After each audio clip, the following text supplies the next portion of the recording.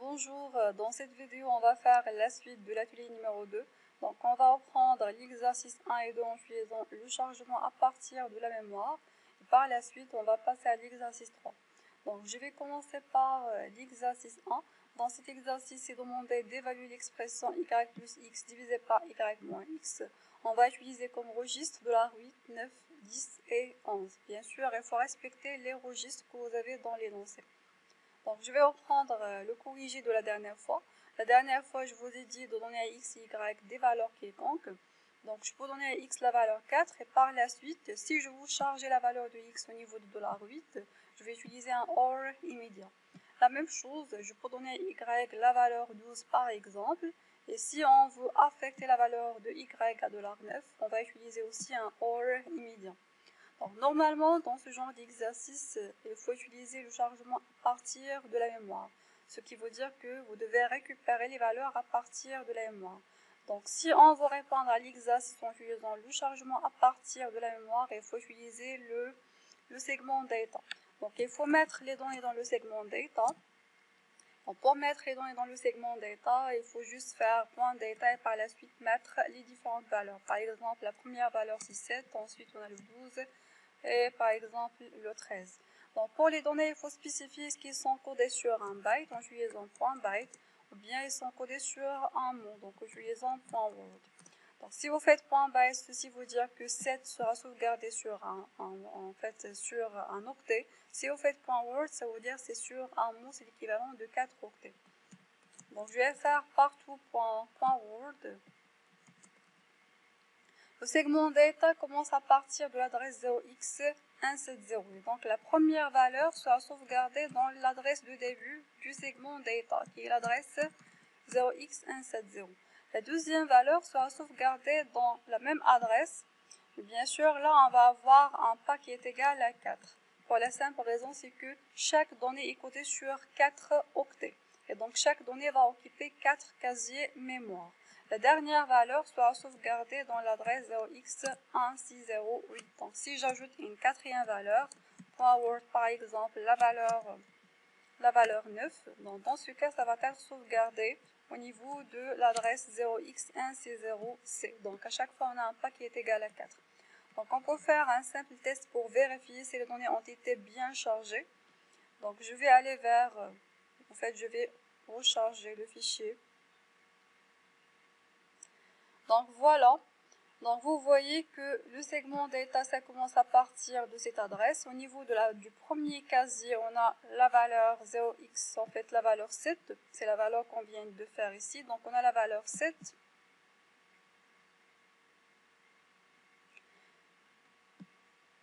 Donc on a la valeur 7 en premier lieu, donc vous voyez que ça va occuper 4 octets. 4 octets, donc ceci veut dire 32 bits. Donc là, vous avez 8 chiffres hexadécimales.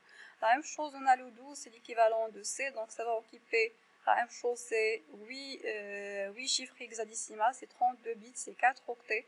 Le 13, la même chose, vous avez le D et à la fin, vous avez la valeur 9. Donc il faut toujours vérifier qu'effectivement, les données ont été bien chargées dans le segment data et que effectivement ça occupe 4 octets ou bien un octet, ça dépend de ce que vous avez fait. Donc bien sûr, si vous faites .byte, dans ce cas, les données seront sauvegardées sur un mot. Donc on peut faire un test .byte, en fait sur un octet, et vont être sauvegardées sur un octet.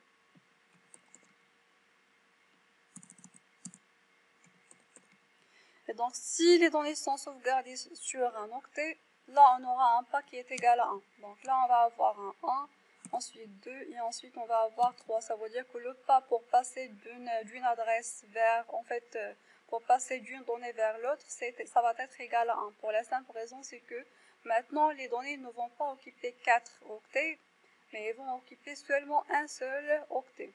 Donc si on fait l'exécution, bien sûr on recharge le fichier. Donc si on recharge le fichier, donc vous voyez que effectivement la première valeur, ça occupe seulement 2 chiffres hexadécimales, ça veut dire 8 bits, c'est un seul octet. La deuxième valeur, c'est le C, donc la même chose, 2 chiffres hexadécimales, c'est un seul octet. Et ensuite on a le D et ensuite on a la valeur 9. Donc toujours il faut faire attention au fait que si vous faites .byte, donc c'est un seul octet. Si vous faites .word, ça va être 4 octets. Maintenant, si on veut lire les données à partir de la mémoire, donc je vais reprendre l'exemple du .word.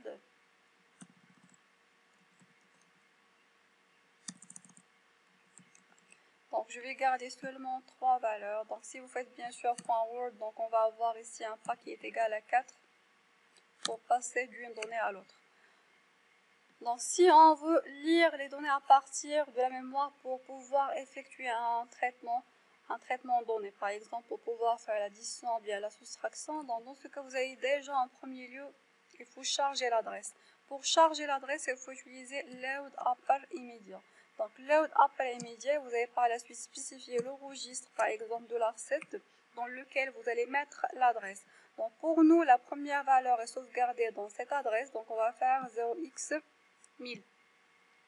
Donc on va faire 0x1000. Ceci veut dire qu'au niveau de $7, ce qu'on va avoir, c'est la valeur 0x1000, mais elle va faire l'extension par 16 bits à droite. Donc elle va ajouter en fait 16 zéros lorsque vous travaillez en binaire. Si vous travaillez en hexadécimal, ça va ajouter 4 zéros. Donc toujours lorsque vous faites load upper immediate, donc déjà ici vous devez avoir en fait une valeur immédiate qui ne doit pas dépasser 16 bits. Ça veut dire 4 chiffres hexadécimales. C'est le maximum que vous devez avoir ici. Et donc à chaque fois que vous faites load upper immediate, elle va ajouter toujours 4 zéros en hexadécimal, c'est l'équivalent de 16 zéros en binaire. Donc bien sûr, il faut faire la distinction entre load upper immediate et OR immediate. Alors, si je fais la même chose avec un OR immédiat, je fais par exemple $7 0x1000. Dans ce cas, elle va faire quoi? Elle va faire l'extension par des zéros, mais cette fois-ci à gauche et non pas à droite. Ça veut dire elle va ajouter des zéros à gauche. Voilà, donc pour nous, on va avoir cette adresse-là, donc il faut toujours utiliser à chaque fois que vous avez des adresses, donc vous utilisez load upper immediate pour charger l'adresse au niveau de $7. Si vous faites par exemple là, si vous avez une adresse qui est égale à, je sais pas, par exemple 2002, donc vous allez avoir toujours 2002 et il va ajouter 4 zéros à gauche. Donc ça dépend de l'adresse que vous avez. Donc pour nous, on a 170, donc on va avoir ici la valeur 1000. Donc ça permet de charger l'adresse au niveau de $7. Maintenant, si on veut récupérer la valeur, il faut voir est-ce que la donnée est sauvegardée sur un Word ou bien sur un byte. Là, la donnée est sauvegardée sur un Word, donc on va utiliser load Word, donc $8, et par la suite, la valeur qui est dans l'adresse spécifiée par le registre $7. Donc si vous avez ici byte, par exemple, donc, dans ce cas, il ne faut pas faire load word, il faut faire load byte. Donc pour nous, on va utiliser load word parce que la donnée est sauvegardée sur un mot. Donc maintenant, lorsque je fais comme ça, ceci veut dire quoi? Ceci veut dire qu'elle va mettre au niveau de $8 la valeur qui est dans cette adresse. Donc elle va vers le registre $7. Elle va voir la valeur, en fait l'adresse qui est là, donc elle va récupérer la valeur qui est dans l'adresse. Donc elle va récupérer la valeur 7. Elle va récupérer cette valeur ici. Donc pour ne pas confondre les deux, donc je vais faire par exemple ici 9 et je vais faire là 9. Donc là on va récupérer la valeur 9 qui est au niveau de cette adresse là. Donc toujours lorsque vous utilisez le load word, il faut ajouter les parenthèses. Donc normalement là on spécifie le registre de base qui contient l'adresse à partir de laquelle on veut récupérer la donnée et par la suite on spécifie l'offset ou bien le décalage par rapport à cette adresse. Donc pour le moment on a un décalage qui va être égal à 0. Donc si je prends par exemple, si je veux récupérer la deuxième valeur qui est le 12, donc je vais faire load word $9 par exemple.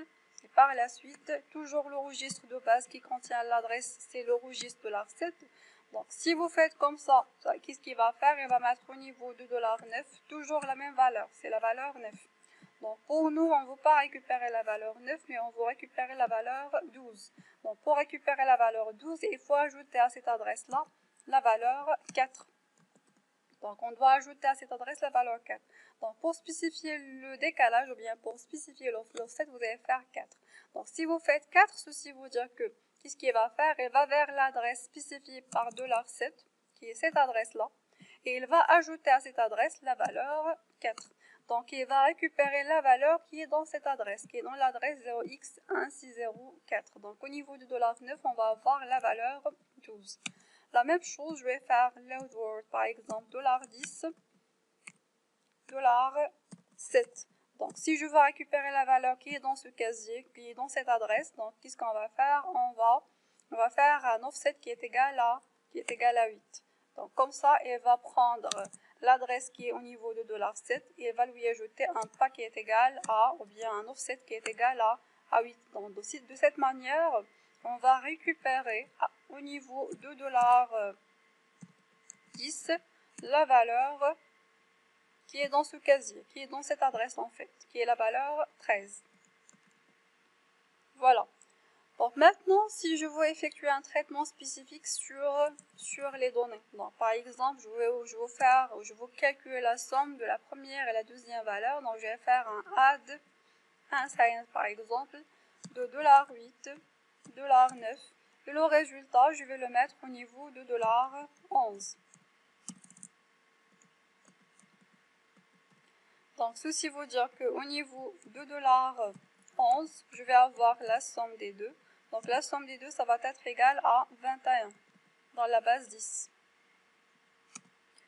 Donc si on veut sauvegarder le résultat dans le casier suivant, ça va commencer à partir de l'adresse 0x170c. C'est dans cette adresse-là. Donc c'est là où je veux mettre le résultat.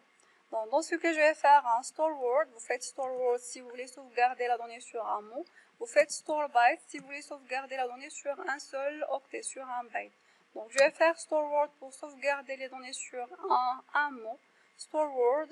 Donc on va sauvegarder le résultat qui est au niveau de $11, au niveau de quelle adresse? Au niveau de l'adresse spécifiée par $7 avec un décalage qui est égal à C.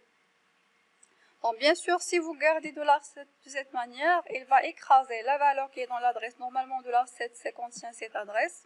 Donc, si je garde $7 de cette manière sans spécifier l'offset, il va directement vers cette adresse et il va écraser la valeur qui est dans cette adresse par le résultat, qui est la valeur 21. C'est ce qu'il va faire.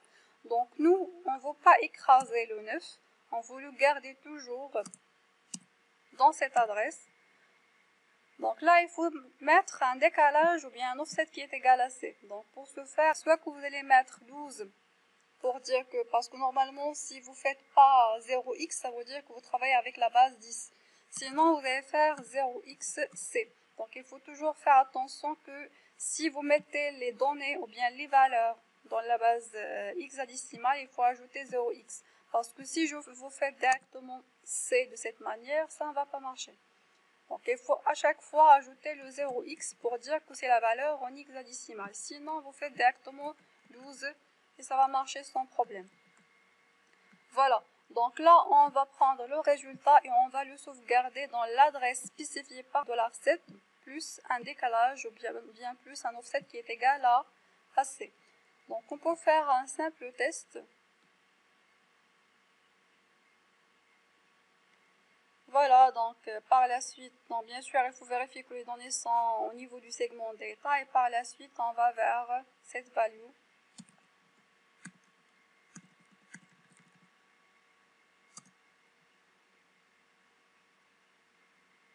Donc la première instruction, on va mettre au niveau du $7 0x170, donc $7. Donc voilà, donc la valeur a été bien, ou bien l'adresse a été bien chargée au niveau du registre $7 et par la suite, la deuxième instruction, elle va mettre au niveau du $8 la première valeur qui est la valeur 9. Et ensuite, la troisième instruction, elle va mettre au niveau du $9 la valeur 12. Donc voilà, c'est la valeur C. L'instruction suivante, elle va charger au niveau du $10 la valeur 13. Voilà, donc au niveau du $10, on a la valeur D, c'est l'équivalent de 13. Et ensuite, on doit calculer la somme au niveau du $11. Donc au niveau du $11, on a la valeur 15 en hexadécimal. C'est l'équivalent de 21 en décimal. La dernière instruction, qu'est-ce qu'il va faire? Elle doit sauvegarder le résultat dans le casier suivant, dans l'adresse suivante. Donc ça doit être à ce niveau-là. Donc une fois on fait l'exécution, on doit vérifier qu'effectivement le résultat a été sauvegardé ici, dans cette adresse. Donc si on fait l'exécution, donc vous voyez qu'effectivement le résultat qui est égal à 21 dans la base 10, c'est le 15 dans la base hexadécimale. Donc ça a été bien chargé ou bien ça a été bien sauvegardé dans le segment data. Donc voilà, ce sont les principales instructions que vous avez. Donc vous avez l'instruction load upper immediate pour charger une adresse. Vous avez load word pour récupérer la valeur à partir d'une adresse spécifique. Et vous avez ensuite store word qui permet de sauvegarder une donnée dans une adresse spécifique. Donc maintenant, si on reprend l'exercice, notre exercice, le premier exercice. Donc dans le premier exercice, au lieu d'utiliser le OR immédiat de cette manière, ce qu'on va faire, on va charger les valeurs à partir du segment data. Donc je vais mettre ça complètement comme commentaire, comme ça pour voir la différence. Et par la suite, si on veut récupérer les données à partir de la mémoire, il faut aller vers le segment data et il faut mettre les valeurs de x et de y. Donc je vais supposer que le x sera sauvegardé sur, par exemple, sur un mot, donc .word, la valeur 4. Et le y, par exemple, ça va être aussi sauvegardé sur un mot, donc je peux donner à y n'importe quelle valeur, donc par exemple la valeur 12. Donc pour les étiquettes, vous n'êtes pas censé utiliser les étiquettes, ça veut dire que je peux directement utiliser .word sans utiliser x ni y, donc je peux faire directement comme ça et ça ne va pas poser aucun problème. Donc normalement, on préfère utiliser les étiquettes pour pouvoir les utiliser à l'intérieur du programme. Donc normalement, ça facilite la tâche. Donc on va voir ça lorsqu'on verra load address, lorsqu'on va travailler avec les pseudo-instructions. Donc ça facilite vraiment la tâche parce qu'au lieu de travailler directement avec les adresses 0x170 et ainsi de suite, on va travailler directement avec les étiquettes. Donc maintenant, vous pouvez mettre les étiquettes, vous pouvez ne pas les mettre, ça ne va rien changer. Donc, par la suite, il faut récupérer au niveau, par exemple, d'un registre. Donc, je vais utiliser le registre de l'AR7 pour récupérer l'adresse du X. Donc, je vais faire 0x1000. Bien sûr, il faut mettre le X en minuscule.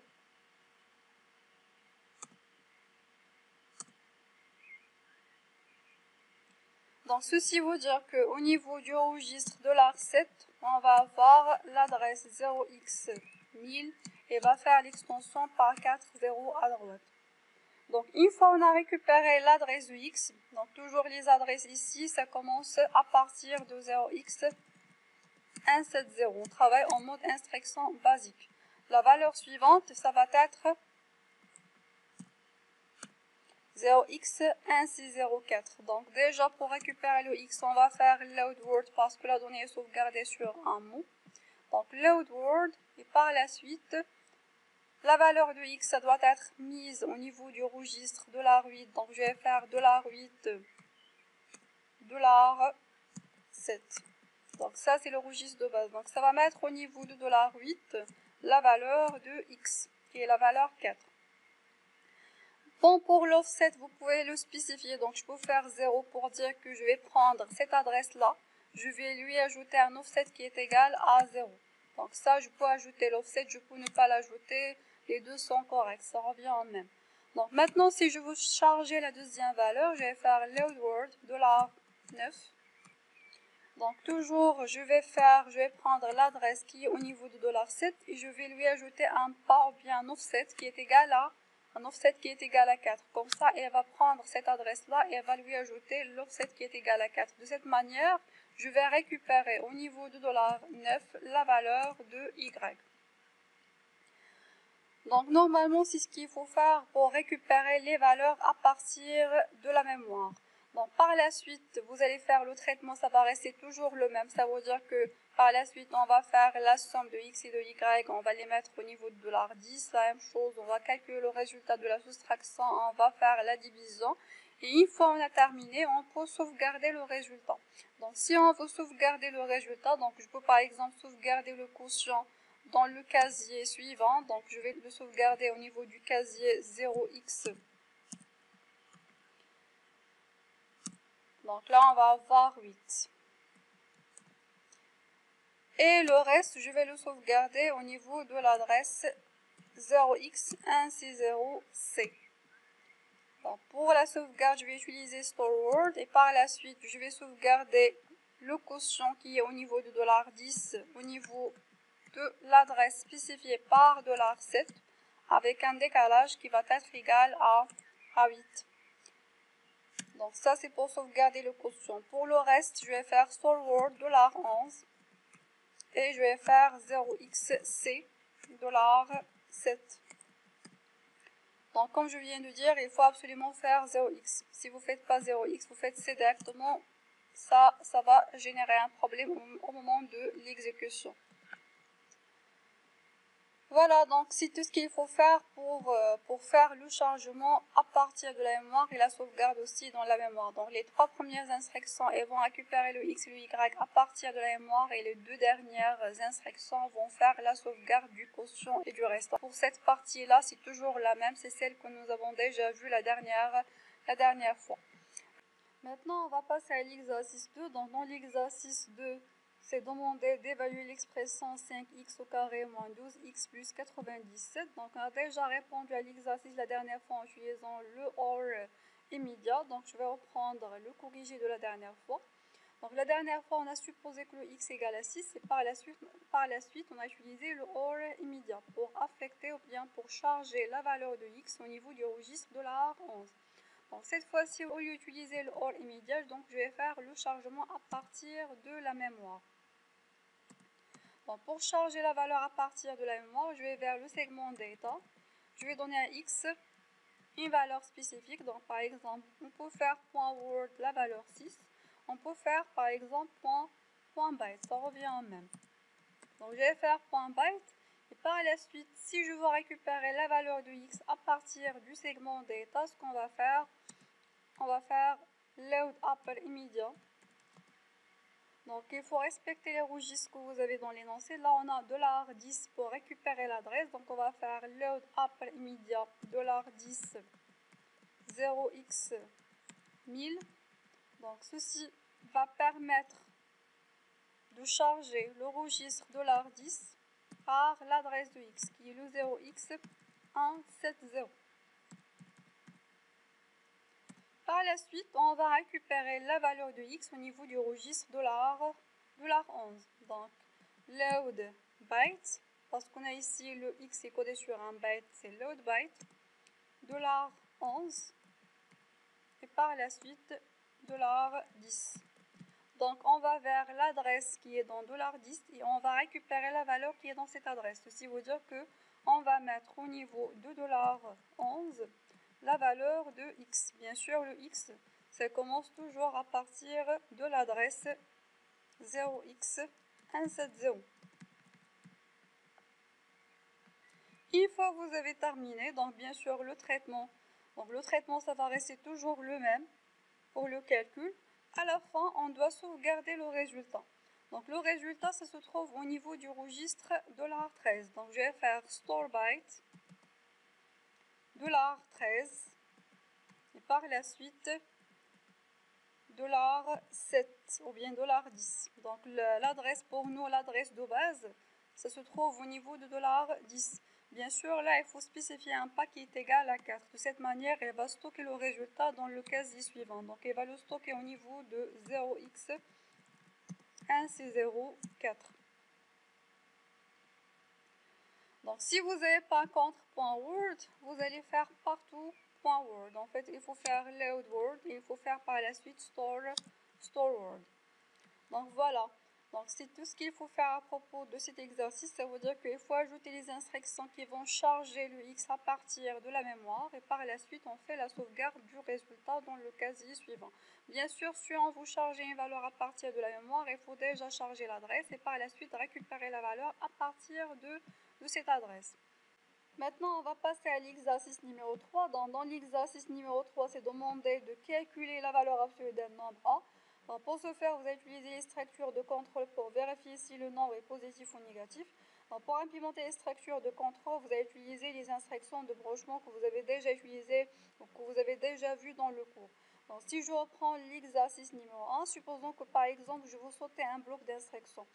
Donc déjà dans l'exercice numéro 1, donc on a chargé les valeurs de x, y, on a calculé la somme, le résultat de la soustraction et par la suite on a fait la division de x plus y sur y moins x et à la fin on a fait la sauvegarde du quotient et le reste et le quotient. Donc supposons que je veux sauter ce bloc d'instruction, je ne veux pas l'exécuter. Donc si je veux le sauter, je vais utiliser l'instruction branch. Donc je vais faire un branchement vers l'adresse vers laquelle, ou bien l'adresse de l'instruction vers laquelle je veux faire le saut. Donc si je veux faire le saut vers cette instruction, je vais faire un branchement vers son adresse. Bien sûr, vous n'allez pas vous amuser à utiliser les adresses, vous allez utiliser une étiquette. Donc je vais ajouter là une étiquette, par exemple end. Et par la suite, je vais faire là un branchement vers end. De cette manière, ce bloc d'instruction ne sera pas exécuté et sera sauté. Donc, à chaque fois on a un branch vers, par exemple, end, automatiquement, on va brancher vers l'adresse spécifiée par l'étiquette end. Donc, on va brancher vers ces instructions et on va sauter complètement les instructions qu'on a à ce niveau-là. Donc, pour les instructions de branchement, vous avez plusieurs instructions. Vous avez l'instruction branch. Donc, branch, ça permet de brancher vers une étiquette. Donc là, vous n'avez pas une condition, ça va brancher directement. Ensuite, vous avez branch en equal, ça permet de tester l'égalité entre, par exemple, deux registres, $2, par exemple, 3. Et donc, s'il y a égalité, je vais brancher vers l'adresse spécifiée par l'étiquette 4. Donc ça va tester est-ce que $2 égale $3. S'il y a égalité, on va brancher vers l'adresse spécifiée par l'étiquette 4. Donc là, pour le premier paramètre, vous devez avoir un registre. Pour le deuxième paramètre, vous devez avoir soit un registre, soit une valeur immédiate, dépendamment du mode que vous utilisez. Lorsque je parle du mode, donc ça dépend de ce que vous avez là au niveau de votre PCSPIM, donc au niveau des paramètres. Donc supposons qu'au niveau des paramètres, vous avez barre machine. Donc dans ce cas-là, vous devez avoir obligatoirement deux registres. Si vous avez le mode pseudo-instruction, donc dans ce cas, le premier paramètre, c'est toujours un registre. Le deuxième paramètre, ça peut être un registre, ça peut être une valeur immédiate. Donc, je peux faire la comparaison entre le contenu de $2 et la valeur 3. Donc, pour nous, jusqu'à maintenant, on travaille avec le mode barre machine. Pour le mode pseudo-instruction, on va le voir dans l'atelier numéro 3. À partir de l'atelier numéro 3, on va travailler avec le mode pseudo-instruction. Donc, je reviens là. Donc, vous pouvez faire branch on equal, vous pouvez faire branch on equal 0. Donc là, je suis en train de comparer un registre avec la constante 0. Donc, s'il y a égalité, je vais brancher vers l'étiquette 4. Donc, je teste l'égalité entre $2 et la constante 0. Donc, je peux faire aussi branch on not equal, $2, $3, l'étiquette 4. Donc, ça permet de vérifier est-ce que le contenu de $2 est différent du contenu de $3. Donc toujours, le premier paramètre c'est un registre, le deuxième paramètre ça peut être un registre ou bien une valeur immédiate dépendamment du mode. Est-ce que vous avez le mode barre machine ou bien le mode pseudo-instruction. De même, vous avez branch on not equal 0. À chaque fois que vous avez le Z, ça veut dire que vous faites la comparaison avec la constante 0. $2 et par la suite 4. Vous avez branch on lower than, ça permet de vérifier est-ce que le contenu de $2 est inférieur au contenu de $3. Si c'est le cas, on va brancher vers l'étiquette, vers l'adresse spécifiée par l'étiquette 4. Donc $2 est strictement inférieur à $3. Donc vous avez aussi branch on lower or equal, vous avez branch on greater than, donc supérieur ou égal, branch on greater or equal. Donc bien sûr, à chaque fois que vous ajoutez le Z, ça veut dire que vous êtes en train de faire la comparaison avec la valeur 0. Donc si je fais par exemple donc branch on greater or equal, donc ça, $2 par exemple est supérieur ou égal à $3, je vais brancher vers l'étiquette 4. Donc là, je suis en train de comparer $2 avec ce qui est supérieur ou égal à $3. Si vous faites 0, ça veut dire que là, vous êtes en train de faire la comparaison avec l'étiquette ou bien avec la constante 0. Voilà. Donc, si je reviens à l'exercice, dans l'exercice, il est demandé de calculer la valeur absolue d'un nombre. Donc si je veux calculer la valeur absolue d'un nombre, donc je vais fermer complètement ça. Si on veut calculer la valeur absolue du nombre A, donc je vais commencer par les instructions .global main.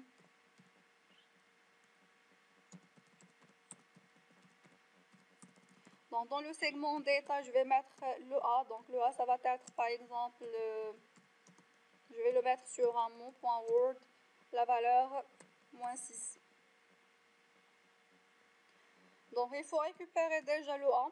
Donc pour l'adresse, je vais la mettre au niveau du registre $10. C'est demandé de mettre l'adresse au niveau de $10. Donc $10, l'adresse c'est 0x1000, toujours. Donc toujours le A, ça va être sauvegardé dans la première adresse qui est le 0x170. Donc ça permet de mettre au niveau du registre $10 l'adresse 0x170. Ensuite, une fois on a récupéré l'adresse, il faut charger la valeur. Donc je vais faire load word. La valeur de A, il faut la mettre au niveau du registre $8, d'après ce que vous avez dans l'énoncé. Donc il faut respecter ce que vous avez dans l'énoncé. $8, on va récupérer la valeur qui est dans l'adresse spécifiée par le registre $10. Donc ça permet de mettre au niveau de $8 la valeur A. Par la suite, il faut vérifier est-ce que le nombre est positif ou bien négatif. Donc si c'est positif, la valeur absolue, ça va être toujours la même. Si c'est négatif, on doit inverser le signe. Donc dans l'exercice, ils vous ont imposé la méthode. Ça veut dire qu'ils vous ont dit qu'il faut mettre au niveau de $9 le bit de signe. Donc si le bit de signe est égal à 0, ça veut dire que le nombre est positif. Sinon, le nombre est négatif. Donc si je prends, donc bien sûr là le A est codé en utilisant le complément A2. Donc si je prends la valeur 6 en complément A2, ça va être égal à, donc si je la code sur 32 bits, vous allez avoir 4 0.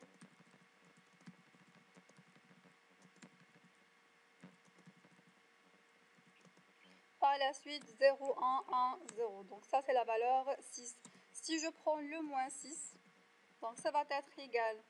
Donc c'est toujours à partir du premier bit en 1, je vais inverser, ça veut dire on va avoir 0, 1, 1 et par la suite on inverse les bits. Donc on va avoir ici 4 1, partout des 1.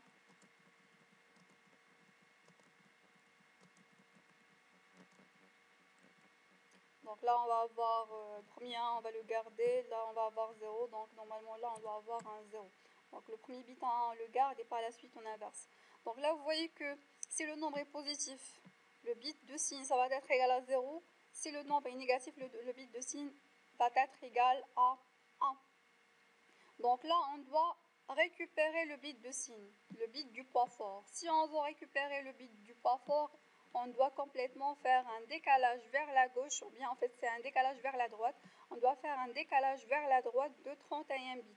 De cette manière, on va complètement enlever, ou bien on va complètement supprimer les 31 bits qui sont là. Donc on doit faire un shift right logical du contenu de $8 de combien? De 31 bits. Et le résultat, on va le mettre au niveau de $9. De cette manière, on va récupérer le bit de signe ou bien le bit du poids fort. Donc au niveau de $9, on va avoir le bit de signe. Donc à chaque fois que vous faites un shift right logical, automatiquement, il va faire un décalage vers la droite. Donc ces bits-là seront complètement supprimés. C'est comme si vous faites une division par 2 à la puissance 31. Donc ce qu'on va récupérer, si le nombre est positif, on va récupérer un 0, sinon on va récupérer un 1. Une fois on a récupéré le signe au niveau de $9, par la suite, il faut voir est-ce que le signe est égal à 0 ou bien $9 est égal à 0 ou pas. Donc si c'est égal à 0, on ne va rien faire. Donc on va faire un branchement. Branch on equal. On va vérifier est-ce que le contenu de $9 est égal au contenu de $0. Donc si c'est égal à 0, on va brancher vers la fin. Donc à la fin, qu'est-ce qu'on va faire? On va juste faire la sauvegarde. On va juste sauvegarder la valeur absolue.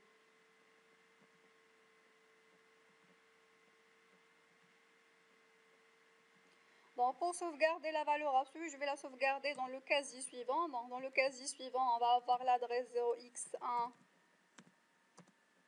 60 et 4. Donc je vais sauvegarder la valeur absolue qui va être toujours la même, ça veut dire je vais sauvegarder le contenu de $8 au niveau de $4.10 dans le casier suivant. Donc si le nombre est positif, je vais brancher vers le AND et donc au niveau du AND, je vais juste sauvegarder la valeur absolue au niveau du casier suivant. Si le nombre n'est pas positif, ça veut dire si la condition qui est là n'est pas vérifiée. Ceci veut dire que $9, ça ne contient pas la constante 0, ça contient 1. Donc, dans ce cas, le nombre est négatif. Donc, dans ce cas, je vais l'écraser par son inverse. Pour l'écraser par son inverse, je vais faire un sub de $0, $8. Donc, je vais faire 0 moins $8, ça fait moins 1. Le résultat, je vais le mettre au niveau de $8. Donc, je vais écraser $8 par moins 1. Donc, ça permet de mettre au niveau de $8 moins A si le nombre est négatif. Voilà.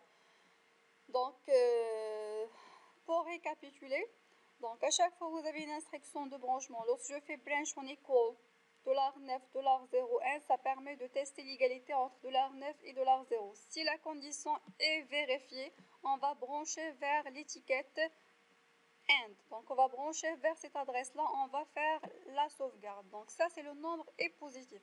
Maintenant, si le nombre est négatif, ça veut dire si la condition n'est pas vérifiée. Si la condition n'est pas vérifiée, on ne va pas brancher vers AND, on va exécuter l'instruction SAB. On va exécuter l'instruction SAB. Une fois on termine l'instruction SAB, on va aller où?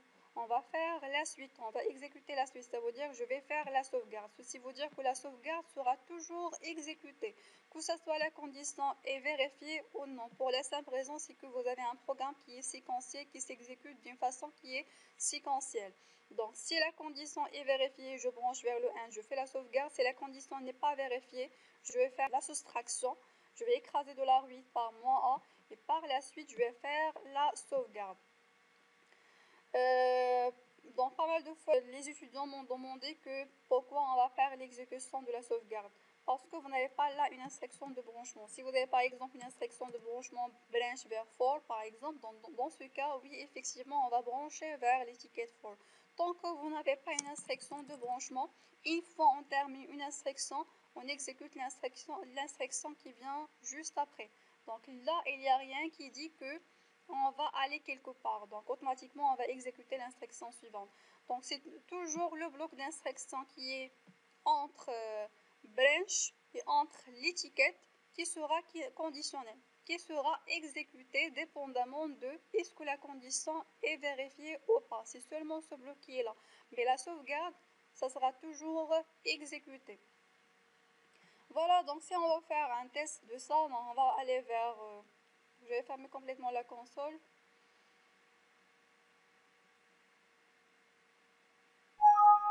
On va recharger le fichier. Donc bien sûr, là, il faut mettre tout ça comme commentaire. Et pour le X, on doit avoir le X en minuscule. Voilà, donc le fichier, ça a été chargé. Par la suite, on va vers PC. C'est en rond.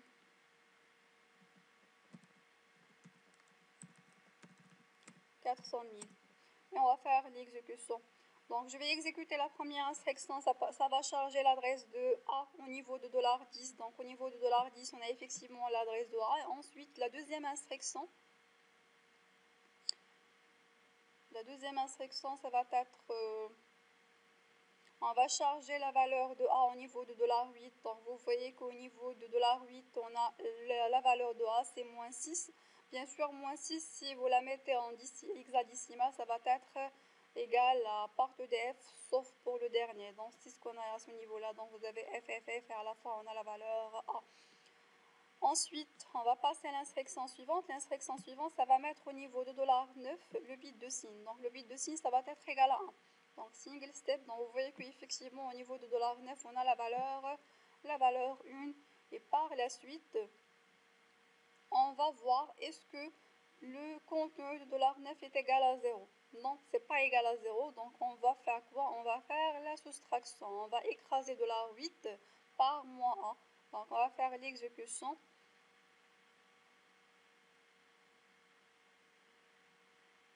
Donc vous voyez qu'effectivement $8 a été écrasé par moins A, ça veut dire que ça a été écrasé par la valeur 6. Et ensuite, qu'est-ce qu'on va faire? On va faire la sauvegarde. La sauvegarde, on va la faire où? On va la faire dans le casier suivant. Donc voilà, je vais faire l'exécution. Donc vous voyez qu'effectivement la valeur absolue a été sauvegardée dans le casier suivant. Maintenant, si je suppose que le A a une valeur qui est positive, donc la valeur 6. Donc je vais faire l'exécution, ou bien je vais recharger le fichier. Par la suite, je vais refaire l'exécution.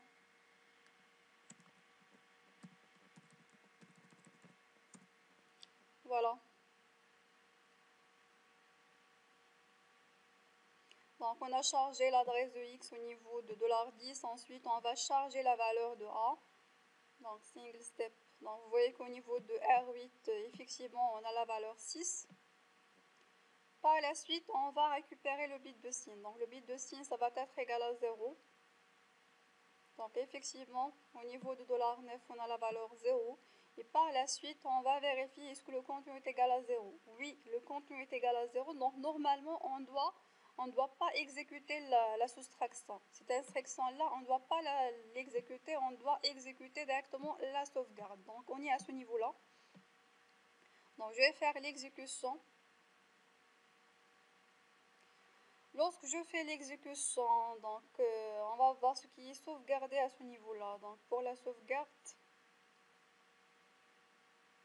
donc vous voyez, lorsqu'on a fait la sauvegarde, il n'a pas sauvegardé la valeur 6, mais il a sauvegardé la valeur moins 6. Et même au niveau de R8, si on fait la vérification, donc vous voyez que ça a été écrasé par moins 6. Pourquoi? Pour la simple raison, c'est que lorsqu'on a fait là un branchement vers AND, il n'a pas branché directement vers l'étiquette AND. Donc je reprends l'exemple. Donc normalement, si le nombre est positif, qu'est-ce qu'on doit faire? On doit brancher, on ne doit pas exécuter cette instruction-là, on ne doit pas écraser le $8 par moins A, on doit directement brancher vers AND. Donc dans le programme, il n'a pas branché, c'est pas qu'il n'a pas branché, mais il a exécuté. Effectivement, il a branché, mais il a exécuté cette instruction-là avant de faire le branchement.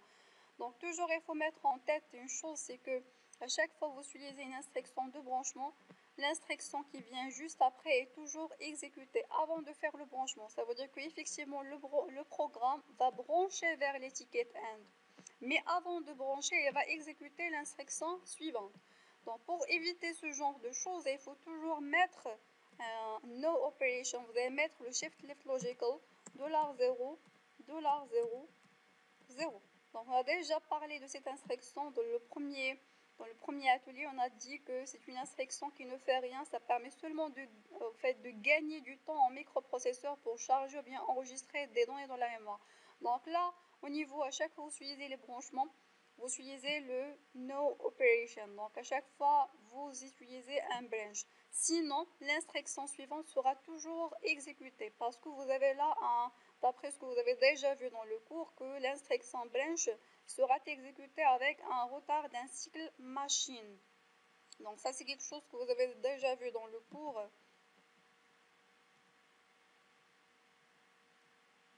Voilà, donc si vous faites un jump ou bien lorsque vous faites un branchement, donc ça va être exécuté. Donc vous avez là après un cycle machine. Toujours c'est après un cycle machine, ceci veut dire que l'instruction qui vient juste après sera toujours exécutée. Donc pour éviter ça, il faut toujours faire un shift left logical de $0, $0, 0 ou bien le no operation. Donc maintenant, si on refait l'exécution,